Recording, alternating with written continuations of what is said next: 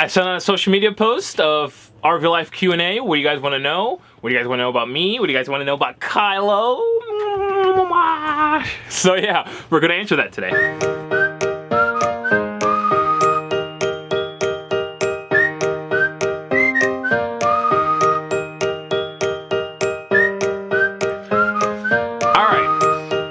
Alright, it's going to be a big video, so I got my trim. Alright, are we liking the beard? Are we liking the beard? I don't know, it's kind of growing on me. I'm kind of embracing it for 27 years old. What do you think? What do you think? I don't know. We'll see. Maybe I'll shave it after this video. Alright, first question. Why a motorhome and not a pull behind? Good question. So, fun fact, this was almost a travel trailer channel before it was a motorhome channel. Yeah. So yeah, I actually bought a travel trailer before buying this RV. I actually ended up giving the travel trailer to my dad because I towed that all the way down from Boston to South Carolina for him, and I got it all set up for him, so I gave that to him. But you remember that black truck, that logo? Yeah, that's why that was there, because this was almost going to be a travel trailer channel before it was a motorhome channel. But yeah, like I said before, I prefer motorhomes over travel trailers all day, because I know there's pros and cons to all RVs, but for me and the way I like to travel, motorhomes and RVs were definitely the way to go. Also, because I'm solo, I didn't want to be backing up a travel trailer or fifth wheel all by myself. I explain this every time, but parking a motorhome in an RV is like 10 times more easier than backing up a trailer or that I would. I had that experience with my dad's trailer, and his was only 22 feet, and I could not do it. I just... But yeah, towing that thing down from Boston to South Carolina was definitely an adventure. And then there was a reason why I didn't really record it, because it was more personal for him. But we just don't talk about it at all. I could park a 28-foot motorhome in my sleep, like with my eyes closed. The point is, what I'm getting is that motorhomes are a little bit easier than travel trailers. But yeah, like I said, there's pros and cons to all RVs. But for the style and the way I like to travel, motorhomes definitely are the way to go for me. All right, next question. How do you plan your route? Okay, do I really have to answer this? Like, just hold up a map and... No, but good question. How do I plan our route? Really, we don't really... I wouldn't call ourselves planners at all. One of the perks of RVing is the flexibility and not being tied down to stuff, so I would call ourselves unplanners. So, like, example, say there's some concert or convention in Vegas, and we want to go to that. So I usually will plan, like, oh, we'll go there in June. Boop, put that on the map, and then just see what's along the way, and then go from there, and be like, oh, I have family in Tennessee. Or, example, when I came down from Boston to Florida, I have family in South Carolina, I have family in Georgia. So yeah, boop, put that on the map, put that on the map. So you just make one big destination and then see what's along the way. That's what most RVs have been doing, and I see why they do it, because having plans and reservations and like deadlines, and you have to drive and rush, like, I will tell you right now, with RV life, there is no rushing. That's gone. Slow and steady is the way. When you rush in RV life, bad things happen and accidents happen, like mistakes will be made. All right, next question. What got you into RV life? I just tell people watching Robin Williams drive a 40-foot RV up a mountain, that's what really got me into RVs. So it's that movie right there. You can literally see half of it right there. But yeah, if you don't know by now, I am a big fan of Robin Williams, and one of my all-time favorite movies was RV that he did in 2006. That's one of my favorite movies. That was really like my gateway. I didn't really know what RV life was until I saw that movie. So yeah, that movie, no one on this earth will ever understand how like life-changing that movie was to me and how close I hold it to my heart. So yeah, I miss Robin Williams every day, and I actually know the person that owns the green RV from the movie that they used, the screen used RV that Robin Williams drove and everything like that. Let me stop before I get into nerd mode real quick. But yeah, how cool is that? And Max is probably watching this right now. He's the owner of the Big Rolling Turd.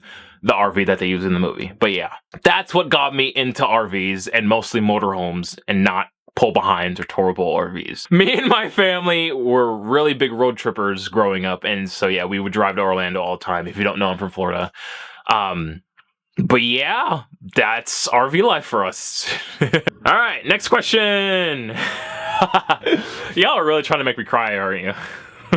I was wondering when someone was going to ask me this. Where are Zoe and Malia? They're dead. They're dead. That sounds really bad out of context, but if you're new around here, Zoe and Malia were my 2 guinea pigs before Kylo. And he's drinking water right now. Yeah. But yeah, I had guinea pigs before Kylo, and yeah. Zoe passed away, Malia passed away 2022, late 2022, and then Zoe passed away, of all days, Christmas Day 2023. But yeah, like, rodents, they're guinea pigs. Rodents unfortunately don't live that long, that very much. They only live to like 6 to 8 years. But yeah, let me stop before I get sad. But yeah, if you ask anyone, those 2 guinea pigs were like the best family starter pets ever. Like, everyone loved them. Like, they were just full of love, and yeah, everyone loved them so much. Like, I didn't show them in my videos too much, but yeah, they were the best. When my mom got sick, I bought them my senior year after I graduated high school, and so I had them since 2017, and yeah, and then they passed before we moved to Boston. And yeah, actually, what I'm actually kind of glad, Kylo actually met Zoe right before she passed, so I don't know. It was kind of like a passing of the torch thing for me, so I don't know. Having Kylo as a puppy, meeting Zoe, an old guinea pig, just, yeah. I don't know. Let me stop before I start crying. But yeah, they are actually, my ex buried them in the Keys, in the Florida Keys at our old house. So if we're ever in the Keys, I might bust out into tears and go visit him. So I don't know. We'll see. But yeah, and they weren't my first guinea pigs before. I actually had a guinea pig before. Does everyone remember Penelope? You remember Penelope? Yeah. So I actually had 3 guinea pigs, but yeah, I feel like everyone's asked me like, oh, are you gonna get another one? I'm like, no. I feel like I've grown out of that phase, and Kyle's actually my first dog. So yeah, I don't know. If I did still have them, I would probably keep them up here on the bunkhouse at the cage. But yeah, they unfortunately don't live that long. I thought about getting ferrets, but I don't know. Just Kylo is enough. And the Kylo farts, yeah. All right, next question. How do you get internet on the road? Good question. All right, let me get them right now. Wait, right there. Oh. All right, so I got 2 things to keep us connected on the road, and they both have pros and cons. I plan on making a video about this soon, but I have Starlink, and then I have HomeFi. These 2 have been really, really good. So I started with HomeFi because it's 10 times cheaper, and then I upgraded to Starlink because I'm going to be working remotely, and then I game online, and then I watch 4K TV streaming, like, yeah, just Starlink. So they both have pros and cons. This is a video coming up soon, but for unlimited internet for a month for HomeFi, it was $89. And then the speeds vary because it connects to the closest cell phone tower. So I know this was going to be good on the East Coast, and I'll explain that in a second. So the reason I got Starlink is because we're going to be heading west this summer, and on the West Coast, I heard there's not that many cell phone towers and stuff like that, so this would be basically useless. So I got Starlink because this works anywhere, and for Starlink, unlimited internet, excuse me, it's pretty expensive, obviously. It's mobile, high-speed internet. For Starlink, it's $165 a month for Starlink, but I paused the service because I went back to this to save money. Like I said, Starlink has pros and cons, so like this needs like direct access to the sky, and if there's trees or leaves blocking it, it will lower your internet speed. So that's why this comes in handy sometimes, because you just plug it in. I keep this behind the TV, and then I keep this on the roof, and then the clamp right here. I keep it on the ladder, actually. But yeah, like I said, pros and cons. A video's coming up soon. I'm done explaining this. Woo! Water break. What's up, bud? All right, next question. Let's keep it rolling, keep it rolling, keep it rolling. How do you do laundry? Good question. Most RV parks have laundry facilities, and if they don't, I will Uber and take my laundry to the closest laundromat. But I have a laundry bag. Oh, so this is my laundry bag, and obviously you just put your clothes in it, put it on your bag, and it has straps. But yeah, like I said, most RV parks will have laundry facilities, and if they don't, I will take it to a laundromat or something like that. And I know most fifth wheels and Class A's, maybe some Class C's, I don't know. I know they have washer and dryer set up. So, but yeah, some RVs have spots that you can hook up a dryer washer combo, and you can just do your clothes. Oh my gosh, it sounds so amazing right now. So like laundry doesn't build up and stuff like that. But that's pretty much how you do laundry on the road. Mail! How do you get mail in an RV? Mail, mail. Mail's here. We just got a letter. Oh, sorry. So right now, how I get mail and Amazon packages and stuff like that, obviously, I would do Amazon Locker. Across the street, there's an Amazon Locker. But if I can have Amazon stuff shipped to the RV or the site I'm staying at. So they will usually get it at the office, and then they'll take it on a golf cart and bring it to you. But for example, well, like with this RV park, there's two Site 12s. So like there's an RV Site 12, and then there's an apartment Site 12. And so guess where my Amazon packages go to? So yeah, I have to like put that in the directions, like there's two lot 12s on this one. But yeah, most of the time I'll have my stuff to the Amazon Locker, and they'll hold it for you for free, obviously, until you pick it up. And like for letters and paperless stuff, or not paperless stuff, did I say that right? Yeah. I would have that just shipped to family and stuff like that.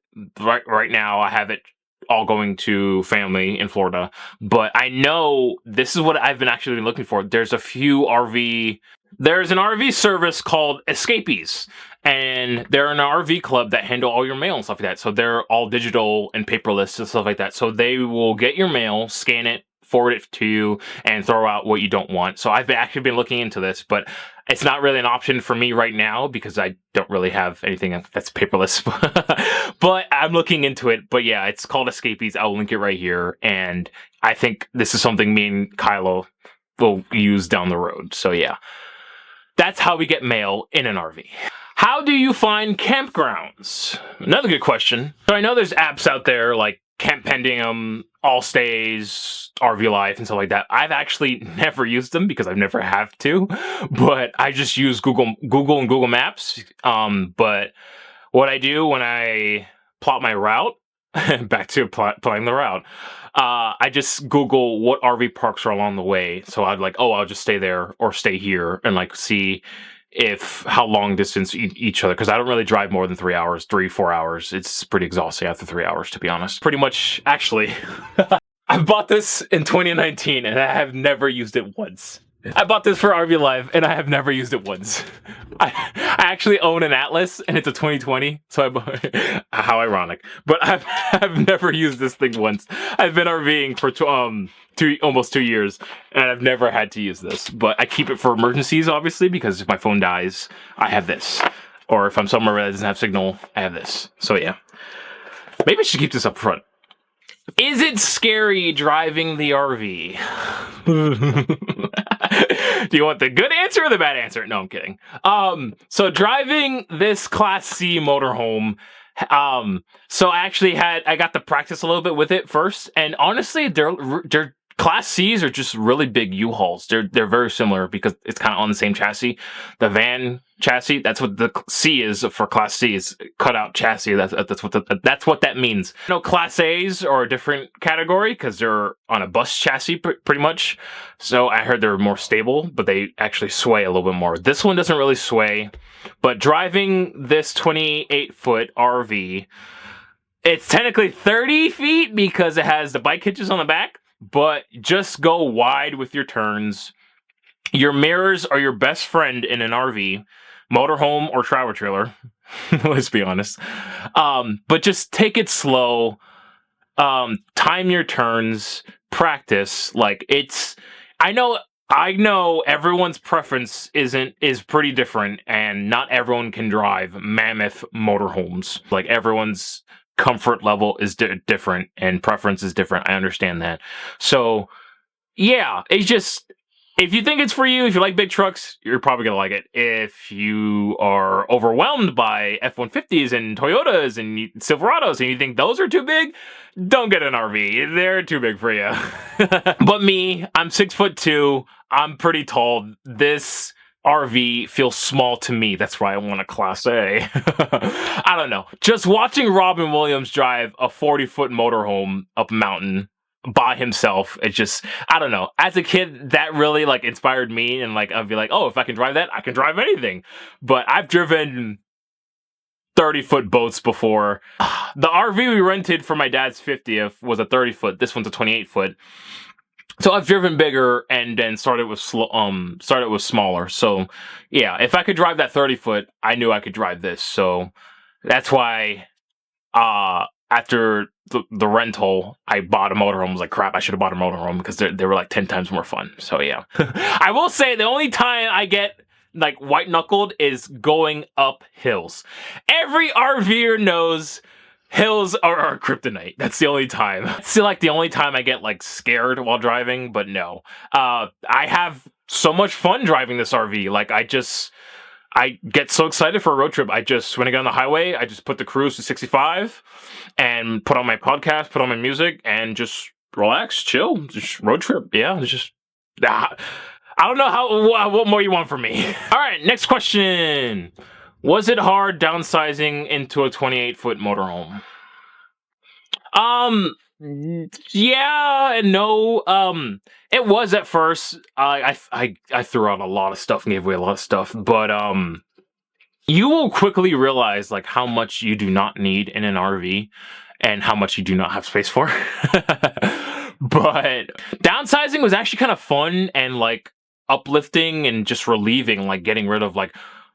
So how I did it, and I have a video right here, but how I did it, I basically like looked at everything and be like, is this RV life compatible and why do I still have it? So like even now, whatever I don't, so I made up a rule. If I haven't touched it in under 6 months, I don't need it. It's gone. So I'll give it away, sell it. So yeah, just really look at it and be like, do you really use it? And is it just gathering up space? You know what I mean? Like, for example, I had a bunch of collectibles and models and stuff like that, like Star Trek models and ships and stuff like that. And I basically, like, looked at it. I'm like, is this really worth having in an RV that is going to be moving around and stuff like that? So I gave those away. And it was really hard at first, like Legos in an RV. I have Legos in an RV, and I'm like, is this really a good idea? Because when I turn a corner, they're going to smash up against the wall. Like, for a motorhome, that's why a motorhome is a little bit better for me, because they have more stabilization, other than a travel trailer, which is actually bounces down the road. But I heard fifth wheels do less of that because they're not in a bumper pull. That's another can of worms we don't really need to get into. But yeah, I don't know why I keep doing this. Juggling. Yeah. I will link the video of me downsizing. I basically went through, this is like my second video of like RV life. I basically went into my storage unit and had all my stuff was in there. So I just like went through everything and be like, okay, this is 10 years old. Why do I still have this? You'll see a perfect example of downsizing right here. So, how and when did you get Kylo? Kylo, come here. Come on. Kylo, come on. Come on. What's up?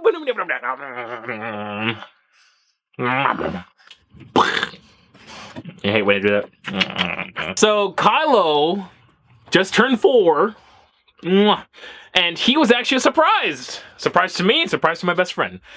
So my best friend has a pit bull boxer mix, and their neighbor, they have a German Shepherd, and apparently homeboy ended up hopping over the fence, and we all know the end of that story. So yeah, he calls me a couple weeks later. He's like, hey, you want a puppy?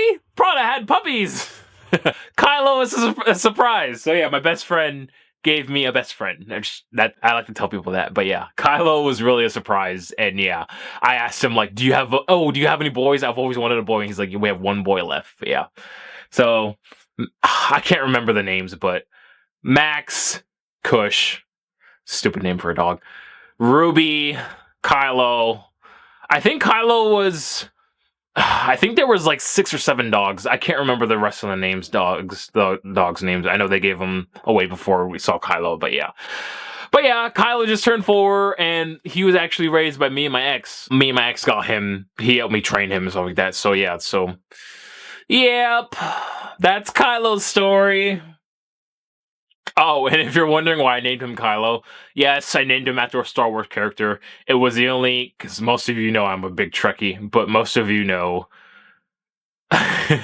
he's named after Kylo Ren and Adam Driver. That's basically Kylo. He's Kylo Ren Turner is his full name. It was the only name my ex could agree on, because remember, I was going to name him like number 1, like Patrick Stewart. Make it so number 1.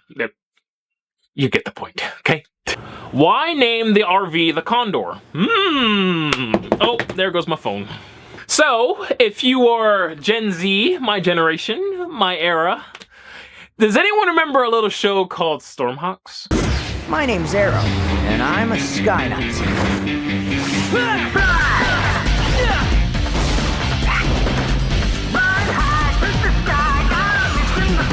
It's about this show about these characters that have these transforming bikes that turn into planes, and they live on an aircraft carrier called the Condor. Stormhawks Condor Battlecruiser. Defend the Condor against the evil Cyclonians. Stormhawks, attack! Snap it to Sky Fruit pegs and prepare to battle. Not today, Darkface. Go! Just pump it up and let them fly. Now you've got the Cyclonians on the run. Stormhawks Condor. The sky is never the limit. Stormhawks Condor. Figure sold separately. And that show was always my favorite growing up. And I don't know, I was looking for cool name to name this RV, because if you remember, I wanted to name this RV Theo, or I was going to name it the Millennium Falcon, but I didn't want to get sued by Disney. I did notice everyone was kind of upset that I didn't name it the Beast, because when I first got the RV, I started naming I called it the Beast a lot. I go watching my old videos, and yeah, I don't know. The Beast, this RV felt too small to be calling it the Beast, if you know what I mean. It's like calling a Toyota Camry a monster, because it's not. All right, next question. How do you afford all this? Why did my voice just crack? I basically afford it the same way everyone else does, by having a job. But yeah, right now I work full-time at a warehouse, and I don't work remotely yet because my internet situation and laptop situation, I'm still working on it. But I do want to get a remote job before I hit the road. I guess this one falls on the other question. This is everyone's favorite question, and it annoys me so much. And I'll tell you why it annoys me in a second. Do you drive the RV to work, or do you work remotely? I don't have to answer the other part of the question, because you already know. But no, I do not drive the RV to work. It's like asking an astronaut if they take the rocket ship to the International Space Station and home every goddamn day.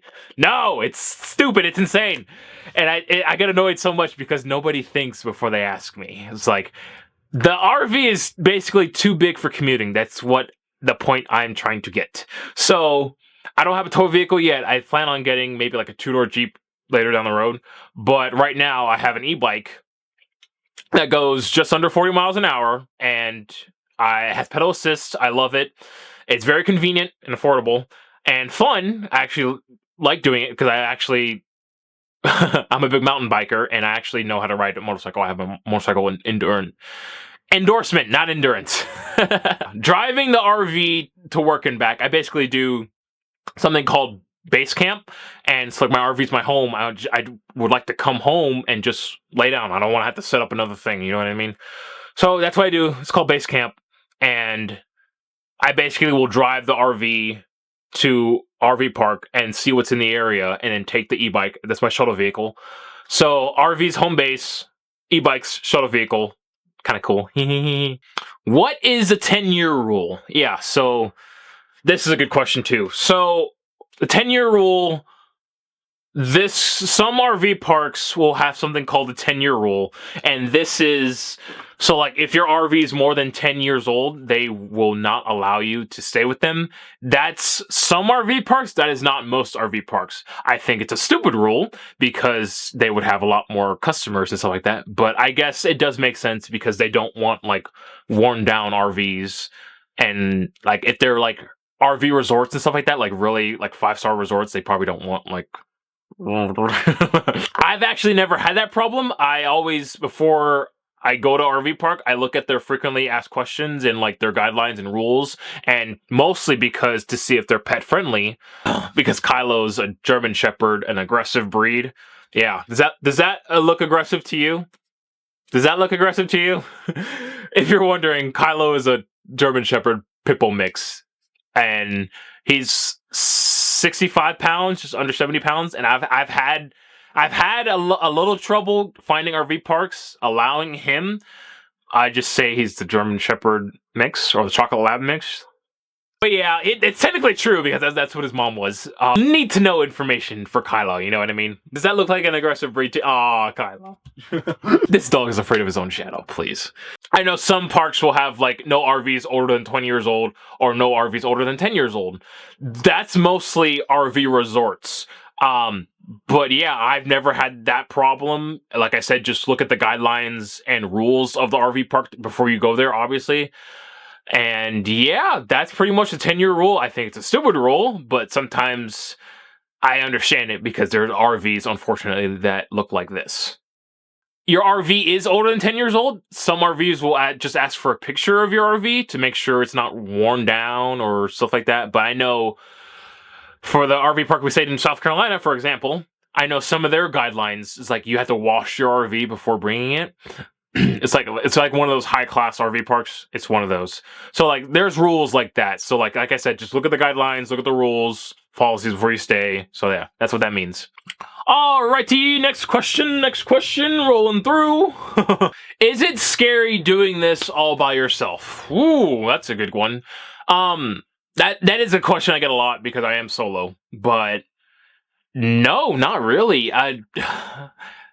There are sometimes Kylo really does like fill in the gap of like being alone and stuff like that. And no, but Kylo really does his job about protecting this RV, and like you should see him. He turns into a different dog when someone walks up to the RV, like, oh my goodness.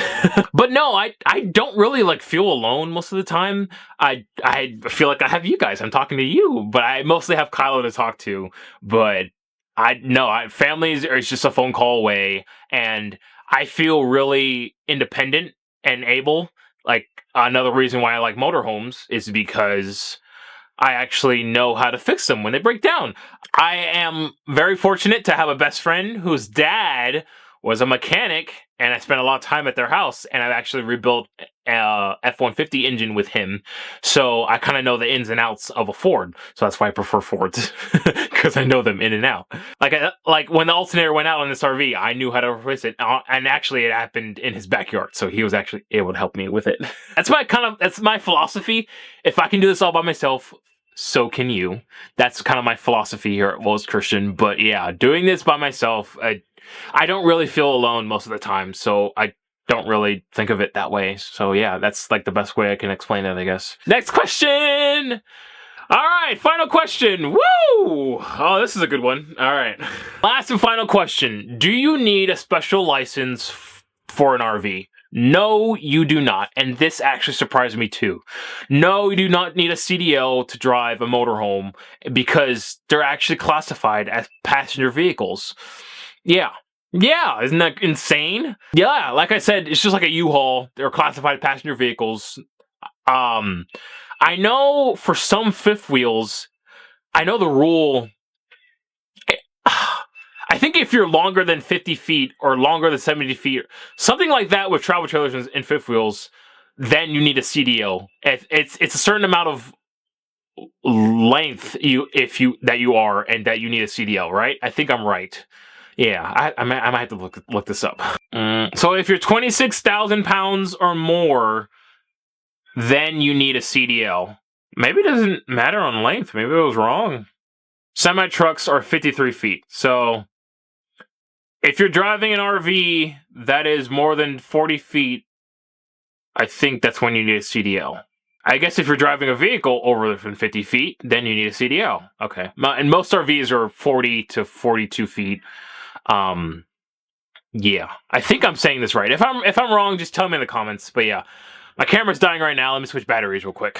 All right, we back. We back. Brand new battery. But luckily, that was the last question anyway, so. But yeah, don't quote me on the CDL thing. I would look that up before, because I might be totally wrong, because I don't have any experience with it. So yeah. But yeah, those are all the questions. If you guys have any more questions you would like to know, I probably would do it in another Q&A video if this does good. So like I said, subscribe, give this a thumbs up, and Kylo, you want to say bye?